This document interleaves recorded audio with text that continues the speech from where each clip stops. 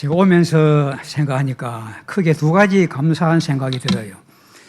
첫째는 이 코로나 시대에는 외부 강사를 잘 초청하지 않는데 진교교회가 저를 설교하러 오라고 초청해 준 게 감사하고, 두 번째는 은퇴를 하고 나면 전화도 잘 안 오는데 은퇴한 지 7년째 되는 저를 강사로 설교하러 오라고 불러준 거 너무 감사하게 생각이 들었습니다. 여러분은 저를 잘 몰라도 저는 진교교회를 잘 압니다. 얼마나 잘 아는가 하면 옛날에 박갑수 장로님도 제가 알고, 김수천 장로님도 제가 알고, 김도준 장로님도 제가 알고, 양삼수 장로님도 제가 잘 알고 같이 노예 일을 했기 때문입니다. 그러고 보면 제가 굉장히 또 나이가 많아 보이지만은 또 참 젊기도 합니다. 왜냐하면 박두래 권사님이 주일학교 때 우리 선생님이었습니다. 저를 귀엽다고 꼭 껴안아 주는 거 제가 항상 기억을 합니다. 그만큼 제가 이 진교교회와 관계가 많은데, 저는 설교를 부탁받으면 성도들에게 무슨 설교가 필요할까 하는 생각을 먼저 합니다. 왜냐하면 제가 1978년 10월 20일에 34살의 나이로 목사 안수를 받았는데, 목사 안수 받고 제일 선배 목사님을 찾아가서 제가 목사가 되었는데 어떻게 설교를 해야 합니까? 물었더니 그 목사님이 가만히 생각하시더니, 김 목사, 설교는 교인들에게 꼭 필요한 것을 설교해야 돼, 그러더라고요. 그래서 제 마음에 거기 딱 새겨져서 저는 시무할 때나 지금도 간혹 설교를 하는데, 설교할 때 항상 지금 우리 성도들에게 필요한 말씀이 무엇이겠느냐, 그걸 먼저 생각을 하고 본문을 선택을 하고 설교 준비를 합니다. 오늘 진교교회에서 설교를 해달라는 부탁을 받고 무슨 말씀이, 무슨 설교가 필요하겠느냐고 생각하는 차에 오늘 본문에 있는 말씀이 생각이 났습니다. 아브라함이 독자 이삭을 하나님 앞에 번제로 드리려 했던 사건이기 때문입니다. 모리아 산으로 가라. 하나님께서 아브라함에게 그렇게 말씀하셨는데 왜 아브라함을 모리아 산으로 가라고 하셨습니까? 첫 번째 이유는 참된 제사를 알게 해 주시려고 했던 것입니다. 무슨 제사를요? 참된 제사. 하나님이 요구하는 제사. 하나님이 우리에게 바라는 제사, 바라는 예배가 어떤 예배인가 하는 것을 알게 해 주시려고 모리아 산으로 가라고 하신 것 같습니다. 제가 본문을 좀 생략하자고 한 이유는 역사가 오래되고 성경 지식이 풍부한 이 진교교회에서는 이 아브라함이 독자 이삭을 드리려는 사건을 너무 잘 알기 때문에 본문을 처음부터 읽지 않고 중간에 이렇게 좀 잘라서 읽게 부탁을 드린 것입니다. 아브라함이 100세에 얻은 아들 이삭을 얼마나 애지중지하고 길렀는데, 그가 청년이 되어서 이제는 나무찜을 짊어지고 산을 올라갈 수 있는 그런 장성한 그런 때가 되었을 때 얼마나 아브라함에게 힘이 되고 기쁨이 되었습니까마는, 어느 날 하나님은 아브라함에게 네 독자 이삭을 저 모리아 산으로 가서 번제로 드리라고 그렇게 명령을 하신 것입니다. 이것은 아브라함에 대한 시험이기도 하지만은 하나님이 우리에게 요구하는 예배는 어떤 예배인가 하는 것을 나타내는 그런 점도 있다는 것입니다. 하나님께서 아브라함에게 이 명령을 주셨을 때 아브라함은 일찍 일어나 가지고 3일 길을 걸어서 가서 멀리 보이는 모리아 산으로 가서 독자 이삭을 제물로 바치려고 했습니다. 여러분, 이것이 하나님께서 아브라함의 아들을 정말로 제물로 받기 위해서 그리 하신 것입니까? 하나님이 아브라함에게 어떻게 정성스러운 제사를 드릴 수 있는가? 하나님을 위해서 무엇까지 희생할 수 있는가? 그걸 알아보시려고 그리 하신 게 아니겠습니까? 아브라함은 믿음이 좋은 사람이라 당당히 이 시험에 합격하는 셈입니다만은, 우리 하나님께서는 오늘 우리들에게도 모리아 산으로 가라고 말씀을 하신다고 생각해야 됩니다. 다시 말씀드리면 하나님 앞에 예배하는 이 일을 위해서 온 정성을 다하고 최고의 정성을 다하고 희생을 다하고 힘을 다해야 된다는 것을 우리에게 말씀하고 계시는 것입니다. 미국의 한 과학자가 70세에 된 한 노인을 이제 불러놓고 일생 동안 어떻게 시간을 보냈는가 하는 것을 꼼꼼하게 다 조사해 본 결과가 이렇습니다. 잠자는 데 24년이 걸렸다고 합니다. 일하는 데 14년이 걸렸다고 합니다. 음식을 먹는 데 6년이 걸렸다고 합니다. 계속 음식을 6년 동안 먹는 셈이 됐다 그 말이에요. 시간적으로 보면. 공부하는 데 3년이 걸렸다고 합니다. 여행 다니는 데 6년이 걸렸다고 합니다. 그냥 별 할 일 없이 의미 없이 노는데 8년의 세월을 허송했다고 합니다. 그런데 예배 드린 시간을 재보니까 1년 6개월밖에 안 되더라는 겁니다. 70년을 살아도 1년 6개월밖에 예배를 드리지를 안 했다는 말입니다. 여러분은 지금 이대로 살다가 세상을 떠나면 얼마 정도 예배를 드린 사람으로 기록될 수가 있겠습니까? 아브라함은 제사를 드리기 위해서 사흘길을 걸어가서 멀리 보이는 모리아 산으로 올라가는데 종들이 자기가 하는 이 아들을 제물로 바치는 행위를 방해할까 봐 종들을 다 떼어놓고 아들에게 나무찜을 지어가지고 모리아 산으로 올라가서 제사를 드리려고 했다는 겁니다. 하나님이 그 아브라함의 모습을 보시고 그 아브라함이 그렇게 제사를 드리는데 온갖 정성과 희생을 무릅쓰는 것을 보시고 내가 이제야 네가 하나님을 경외하는 줄을 아노라라고 오늘 본문 앞에 12절에 그렇게 말씀하고 계십니다.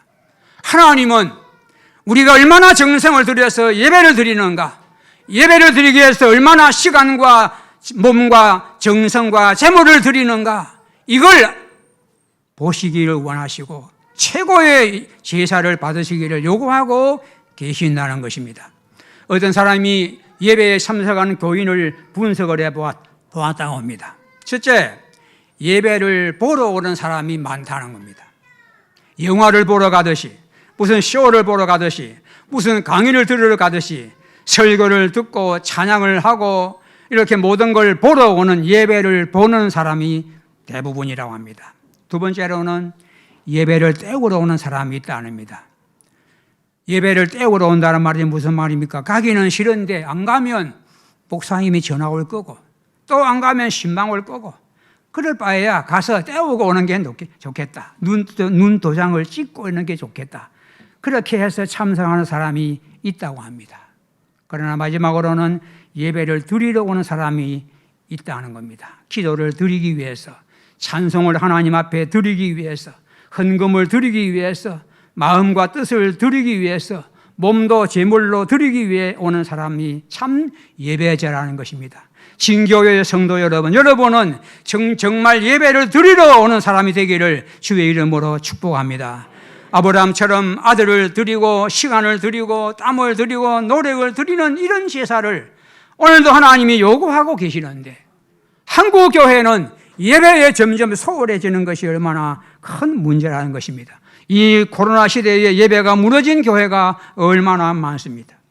에머슨이라는 사람은 예배의 상실보다 더 큰 무슨 재난이 한 국가에 있을 수 있는가?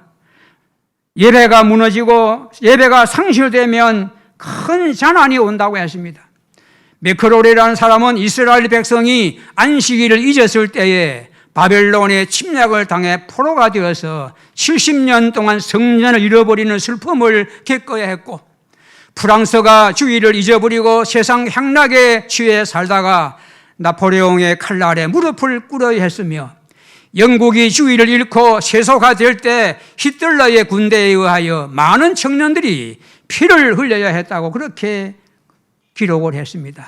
여러분, 아무리 코로나 사태가 심각해지고 우리의 모든 삶이 분주해져도 예배가 무너지면 얼마나 우리에게도 큰 불행이 온다는 것을 기억하고 하나님 앞에 예배를 더욱더 회복하고 예배를 충실히 드리는 이 진교교회 여러분이 되시기를 주의 이름으로 축복합니다.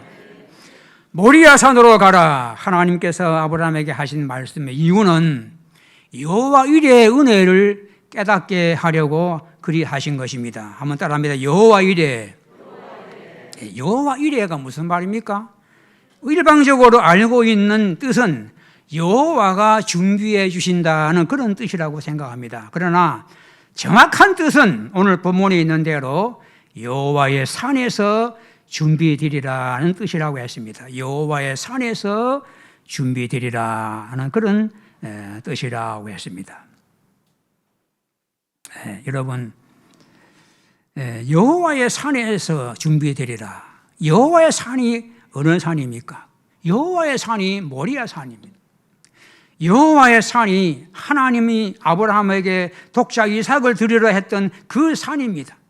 모리아 산이 독자 이삭을 아끼지 아니하고 땀 흘려 올라가서 아들을 잡아 바치려 했던 그 산이 모리아 산입니다. 이 모리아 산에서 하나님이 준비해 주신다. 이 여호와 이레의 뜻이 그런 뜻이라는 것입니다.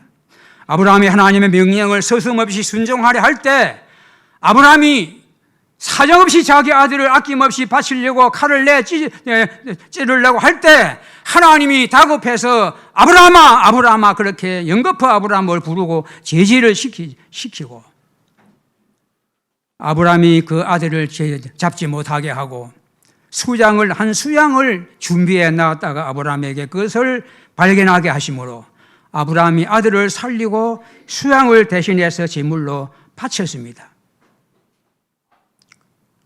그런데 그 일로 끝난 것이 아니라 아브라함이 한 수양을 제물로 바친 이후에 하나님께서 아브라함에게 하신 말씀이 있습니다.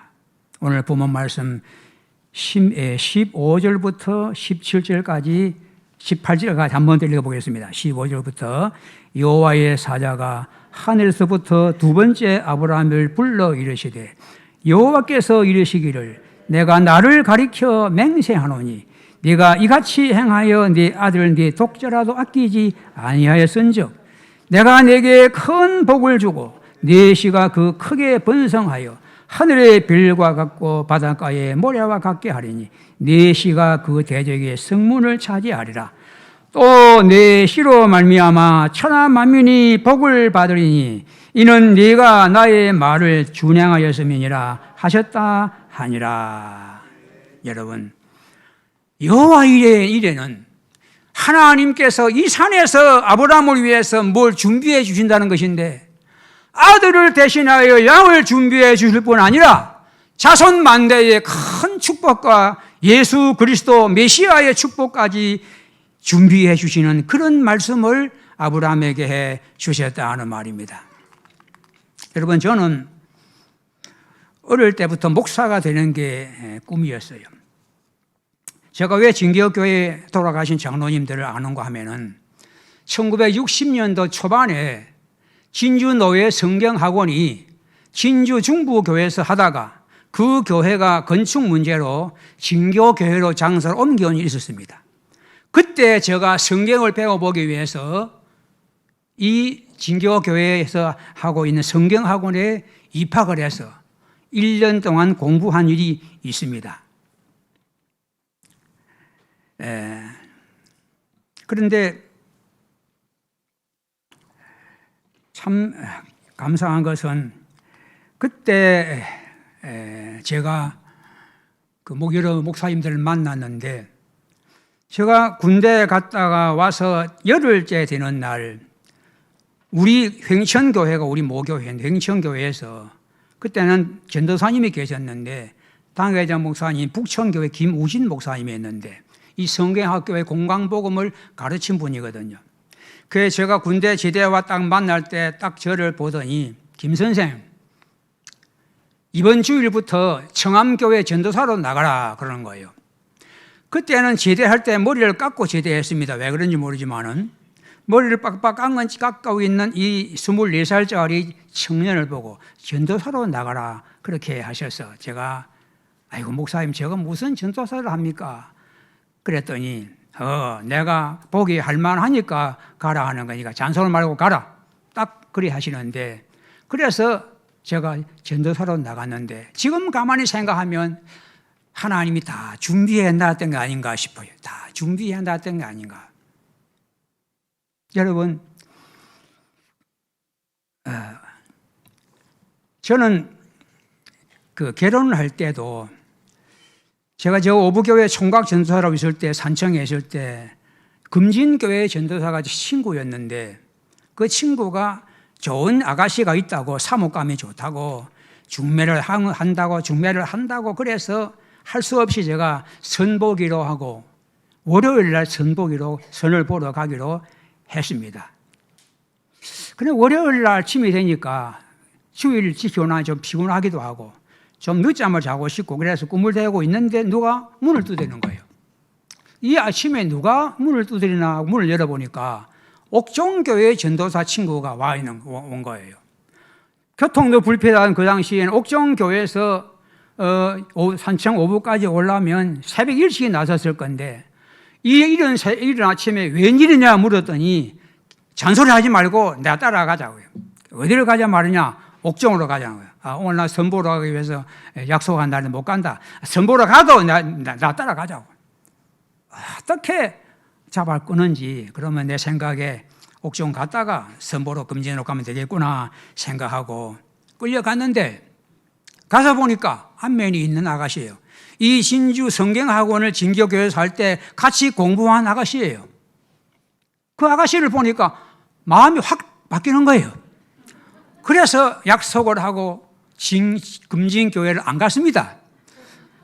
요즘 같으면 뭐 전화를 하면 되지만 그때는 전화하기도 어려울 때인데 금진에서는 안 믿는 집에서 나온 처녀 전도사 총각한테 전화한다고 결혼시킨다고 해가지고 성대하게 막 점심을 해놓고 기다리는데 얼마나 오래 기다렸던지 그만 나중에 형편없이 된 거예요, 분위기가. 그래 참 제가 그 소리 들을 때 너무 미안하게 하더라고요. 그런데 제가 생각할 때 하나님이 다 준비해 놨다가 이렇게 결혼을 하게 하시는구나. 제가 살아오면서 그걸 늘 느끼고 삽니다. 지금도 그걸 느끼고 삽니다. 성도 여러분, 우리 인생은 준비하는 인생이라 할 수 있지 않습니까? 출산을 준비하고 나이가 몇 살 먹으면 진학을 준비하고 졸업을 준비하고 취직을 준비하고 사업을 준비하고 결혼을 준비하고 은퇴를 준비하고 노후를 준비하고 임종을 준비하는 인생이 아닙니까? 그런데 이 준비하는 인생을 내가 다 준비하려면 끝이 없고 되는 것도 없지만은 하나님이 미리 알아서 준비해 주면 얼마나 좋습니까? 그런데 하나님이 준비해 주는 인생을 살려면 모리아 산으로 가는 노력과 수고가 있어야 된다는 겁니다. 모리아 산으로 간단 말이 뭡니까? 하나님 앞에 정성스러운 제사를 드리고 예배를 드리는 삶을 살 때 하나님이 그런 사람을 위해서 여호와 이레가 되어 주실 줄로 믿습니다. 아브라함에게 하나님께서 모리아로 가라 하신 것은 이렇게 많은 걸 준비해 놓고 그 아브라함을 시험해보고 그 준비된 걸 다 아브라함에게 주시기 위해서 그리 하셨다는 거 우리가 알고 어려운 시대를 살 때 하나님이 준비해 주는 삶을 살기를 더 힘쓰는 우리 모든 성도가 되기를 주의 이름으로 축복합니다. 마지막으로 모리아 산으로 가라는 하나님의 말씀은 놀라운 복음을 미리 보게 하시려고 모리아 산으로 가라고 하신 것입니다. 여러분, 복음이 뭡니까? 복음은 하나님께서 자기의 독생자 예수 그리스도를 우리를 위해서 보내서 십자가에 못 박혀 죽게 하심으로 그를 믿는 자를 죄속하여 주시고 구원해 주신다는 게 이게 복음인데 이 복음을 믿는다는 것은 내 마음으로 받아들이고 내가 그 안에서 살아간다는 뜻 아닙니까? 이 복음을 믿기만 하면 그 즉시로 구원을 받지요. 그래서 성경에는 단번에 받은 구원이라고 했습니다. 단번에 받은 구원. 로마서 10장 9절에 보니 내가 만일 내 입으로 예수를 주로 시인하며 또 하나님께서 그를 죽은 자 가운데서 살리신 것을 내 마음에 믿으면 구원을 받으리라. 믿으면 즉시 구원을 받습니다. 믿으면 구원을 받습니다. 그러면 구약시대의 성도들은 즉 예수님이 땅에 오시기 전에 십자가에 못 박히기 전에 살다가 죽은 성도들은 어떻게 죄 사함을 받고 어떻게 구원을 받았습니까? 그것은 장차 오실 예수 그리스도를, 장차 이 세상에 오셔서 우리의 죄를 담당하시고 십자가에 못 박혀 죽으실 예수님을, 그리스도를, 즉 메시아를 미리 바라보고 그 예수님을 상징하는 양을 잡아서 하나님 앞에 번제를 드림으로 죄의 사함을 받고 구원을 받은 것입니다. 대교리문답 34문에는 이렇게 해석을 해놨습니다. 물음이 질문합니다. 구약 시대에는 은혜 언약이 약속들, 예언들, 희생 제사들, 할례, 유월절, 그리고 다른 예표들과 의식들로 시행되었습니다. 이 모든 것들은 오실 그리스도를 미리 보여줌으로써 그 시대의 피택자, 택함 받은 자들이 약속된 메시아에 대한 믿음을 충분히 갖도록 하였고, 그 메시아로 말미암아 완전한 죄의 용서와 영원한 구원을 얻게 하였습니다. 그랬어요. 누가복음 2장 25절에 보면 예수님이 탄생하시고 8해 만에 결례의 의식을 행하려고 그 부모가 아기 예수님을 안고 성전에 올라갔는데, 그 성전에서 늘 기도하며 기다리던 시몬이라는 사람이, 나이 많은 사람이 예수님을 알아보고 그를 안고 감격해서, 주제여 이제는 말씀하신 대로 종을 평안히 놓아주시는도다. 내 눈이 주의 구원을 보았사오니 이는 만민 앞에 예비하신 것이요 주의 백성 이스라엘의 영광이니이다라고 찬송을 했습니다. 난지 8일밖에 안 되는 예수님을 안고 그 예수님이 우리를 위해서 십자가에 못 박혀 죽으실 분인 것을 알고 찬송을 불렀다는 말입니다. 구약 시대는 여러 부분과 여러 모양으로 예언이 되었습니다. 그래서 히브리 1장 1절에서 2절에 나오는 말씀도 보면 여러 부분과 여러 부분으로 예언하신 예수가 마침내 오셨다고 그렇게 기록이 되어 있습니다. 그러면 아브라함의 경우를 한번 생각해 보겠습니다. 아브라함은 예수님께서 요한복음 8장 56절에서 아브라함에 대해서 말씀한 중 이런 말씀하셨습니다. 너희 조상 아브라함은 나의 때 볼 것을 즐거워하다가 보고 기뻐하였느니라.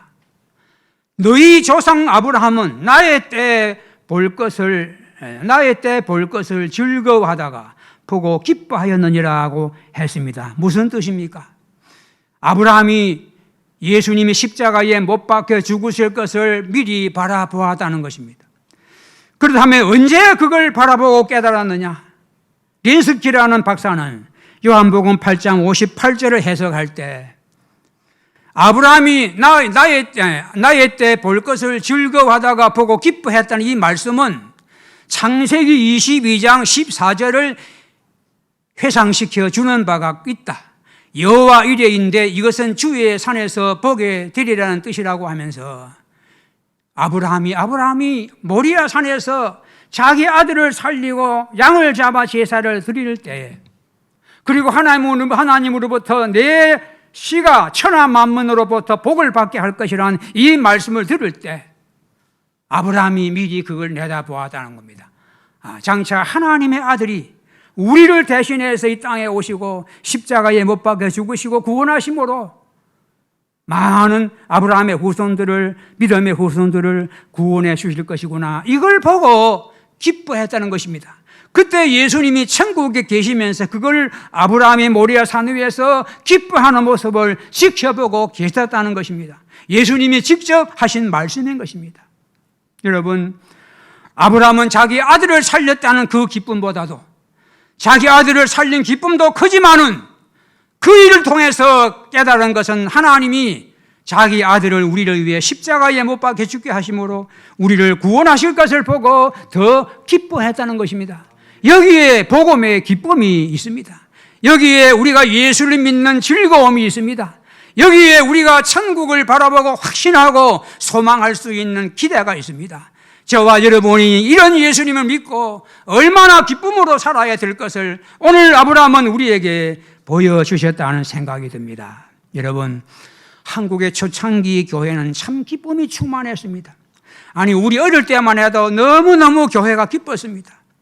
하나님의 말씀을 듣고 죄를 깨달을 때는 통곡하며 마룻바닥에 눈물을 쏟아놓고 기도하고 회개했지만은 구원받은 것을 생각할 때 얼마나 기뻐했는지 모릅니다. 말씀을 들어도 기쁘고요, 찬송을 불러도 기쁘고요, 구역 예배를 드려도 기쁘고요, 여름 성경학교도 일주일 내내 기쁘고요, 성탄절이 와도 2주간 3주간은 늘 찬송 속에 살고 기쁘고 너무 기뻐했습니다. 그때는 신학을 한 목사님들이 몇이 없어가지고 주로 전도사님들이 교회를 심무했는데, 전도사님들이 성경을 세계적으로 배우지 않고 신학을 배우지 않으니까 이제 엉터리 설교를 할 때도 많았어요. 그래도 은혜를 받고 눈물을 흘리고 손뼉을 치고 찬송을 불렀어요. 저 거창지방의 어느 교회는 나이 많은 전도사님이 시력도 흐리고 호롱불도 밟지 못하고 그래서 예배를 인도하다가 시편 23편을 읽었대요. 여호와는 나의 뭡니까? 여호와는 나의 목자시니 내게 부족함이 없으리로다. 이걸 읽어가는데 뜨듬뜨듬 읽습니다. 여호와는 나의 목자르시니 내게 부족함이 없으리로다. 그래 읽었어요. 그래 놓고 설교를 하는데 하나님이 우리를 사랑하시고 예수님이 십자가에 못 박기 때문에 하나님 우리 목을 잘라도 우리는 즐겁습니다. 하나님 우리 목을 잘라도 부족함이 없는 목자입니다. 목을 잘라도 된다고 그렇게 소리를 질러도 교인들 은혜를 받고 좋아하고 기뻐했다고 말입니다. 저는 가난한 농부의 아들로 태어났습니다. 농사를 지어가지고 그것만으로 살 수가 없었습니다. 식구는 많았습니다. 부업을 했습니다. 무슨 부업을 했느냐? 가만히 짜는 부업을 했습니다. 그땐 가만히 매상을 받아줬고, 저녁 먹고 나면 식구들이 다 둘러앉습니다. 다 둘러앉아가지고 짚을 산더미처럼 쌓아놓고 새끼를 꼽니다. 그땐 새끼 꺼는 기계가 안 없을 때인데, 그런데 그게 기뻤습니다. 새끼를 꼬면서 보리밥에 된장국을 넣고 먹을지라도 착 나고 이 소리 함께 하면 착 하고 그렇게 뒤에 새끼가 방에 가다까지 그렇게 찬송을 부르고 그렇게 일을 했던 기억이 지금도 납니다. 그런데 오늘 우리 성도들은 그런 기쁨이 없어진 지가 오래된 것 같습니다.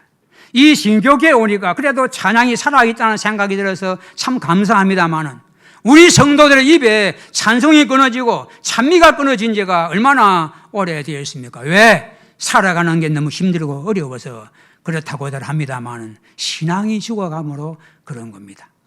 노만 빈센트 필이라는 유명한 미국의 그 박사가 한 분 있습니다. 상담학 박사인데 너무 유명하기 때문에 많은 사람이 찾아와서 상담을 합니다. 하루는 52살 먹는 남자가 죽을 기색이 돼가지고 찾아왔습니다. 선생님, 저를 좀 도와주시오. 난 죽겠습니다. 난 완전히 망했습니다. 이제는 도무지 살아날 희망도 없고 살 이유도 없습니다. 그래서 의자에 앉히고 물었습니다.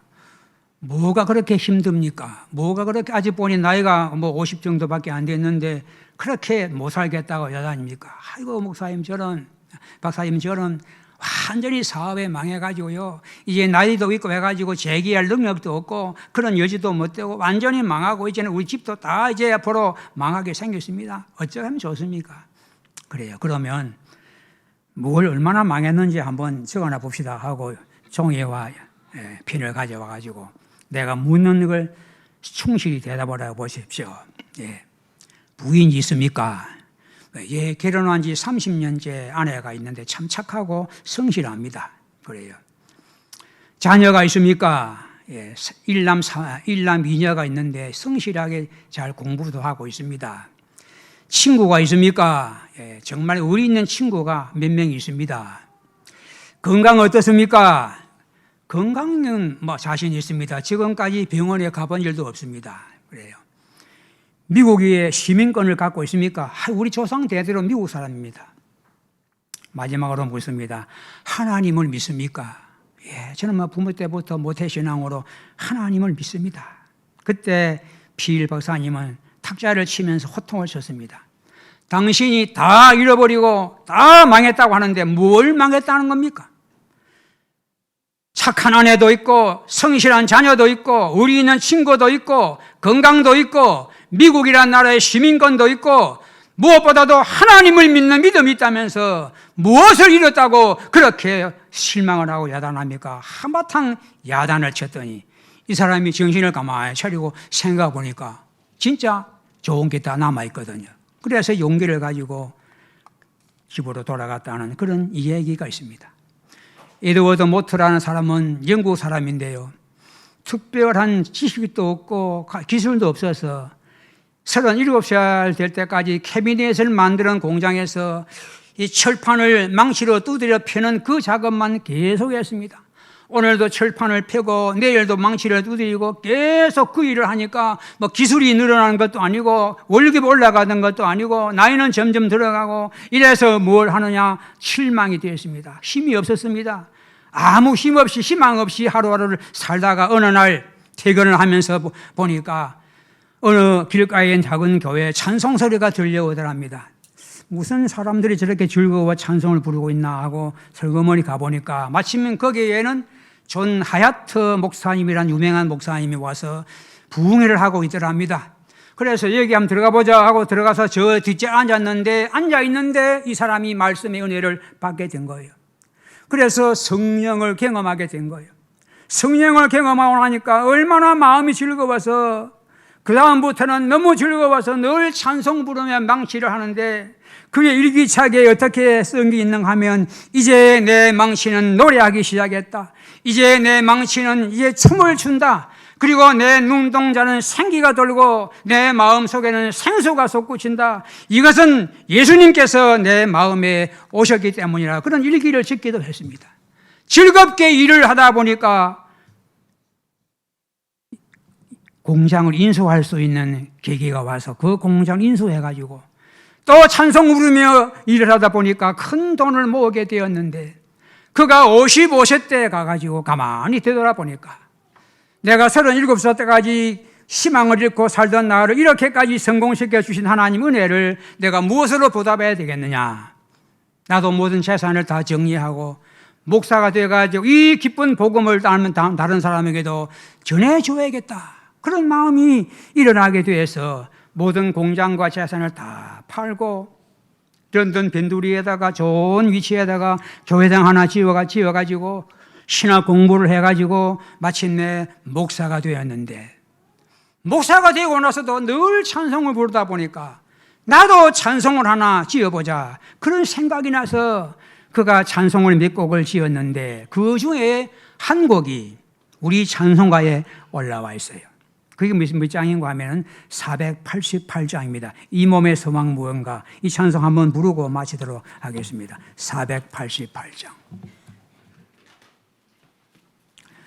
488장의 밑에 보면은 존 에드워드 모토가 지었다는 그런 표시도 있기도 합니다. 488장.